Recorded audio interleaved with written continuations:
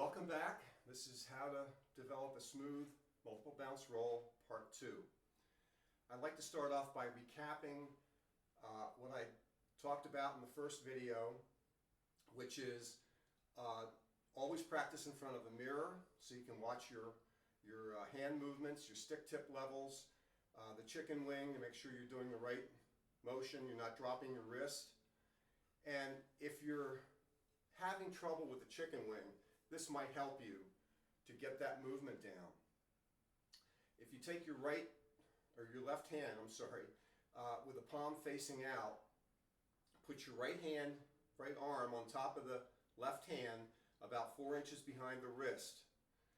And you're going to pivot by pushing the elbow out so that that hand is going downward. It's not this, you're not dropping your wrist. The wrist is stationary. You don't break your wrist at all. All the motion's coming from the shoulder. Why is this important? Well, in the first video I gave the analogy of a combustion engine with all the pistons, individual pistons firing or moving up and down, and the job of the flywheel is to smooth all those out so you've got a smooth running engine. The chicken wing, for me, I can play a lot faster hand movements using the chicken wing than I can using just wrists. The other important thing is that I can achieve volume by using speed of hand movement. The only other way to achieve volume is to use heavier sticks, which I might do. Like say a conductor said, I really need more, I need more volume on that roll. You could go to a heavier pair of sticks, that would help. But if you don't know the chicken wing technique, you're going to have to use your wrists, obviously.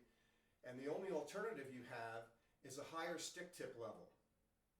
And when you're starting up here and trying to play wrist, what happens is that initial attack and the subsequent bounces are farther separated. They're separated by a greater distance. So that's why you hear the individual hand pulses, and it winds up being a not very smooth, sustained sound. So for me, I like to use hand speed to achieve volume.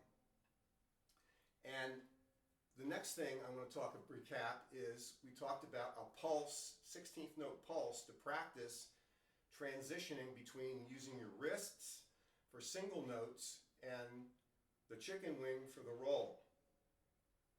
And I want to remind you that the hand speed is the same, whether you're playing the 16th notes or the roll. But you need to practice till you can get a smooth transition between the two.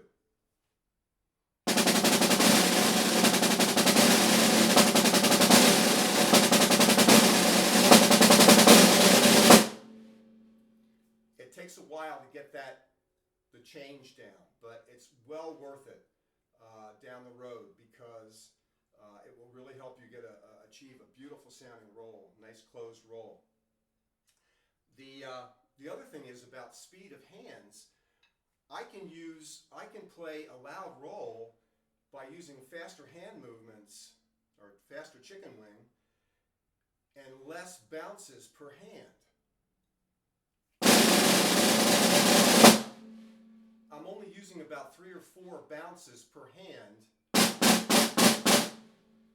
with it to make a sustained roll that sounds perfectly closed. So that's another advantage to it. Now, what I do,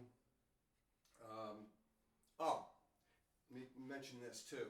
You can also practice this once you start to get a good feel for moving smoothly between using the wrist and using the chicken. The next step is to practice it at a soft dynamic level.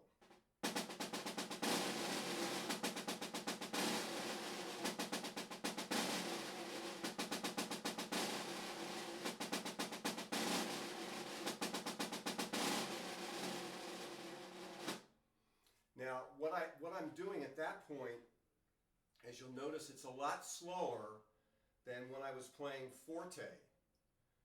Now my hand movements are about 110, quarter note equals 110. And I'm going to be using more wrist, less chicken wing, and I'm going to be using a little finger pressure to get the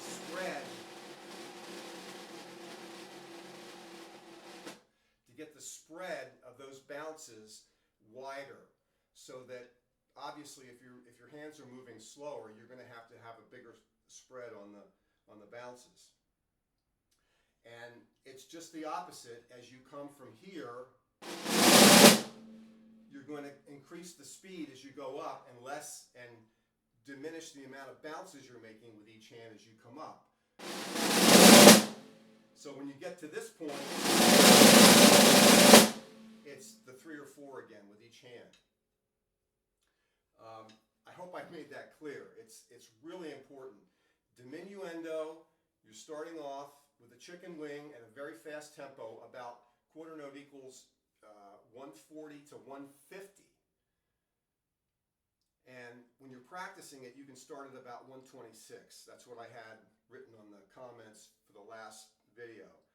Quarter note equals 126. You can start with that to get that transition smooth.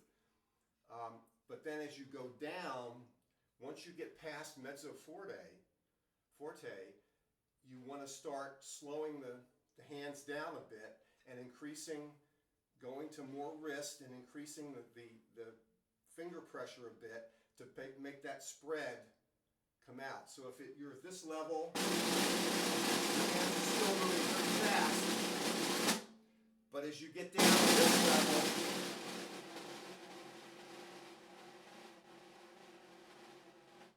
you want to slow that down and make the spread even greater. And just the opposite coming up with making a crescendo, you're going to increase the hand speed and decrease the amount of bounces with each hand. It's well worth the work. It really is. And I know that I'm sure there are players out there that use wrist only and play a great role. I've just found, for me, that, as I said, I can move my hands. I get a lot faster hand speed using the chicken wing. And I think you get a more compact, a tighter bounce, so it sounds more closed and even when you use the chicken wing. That's it. That's all I've got to say. Keep working on it and have fun.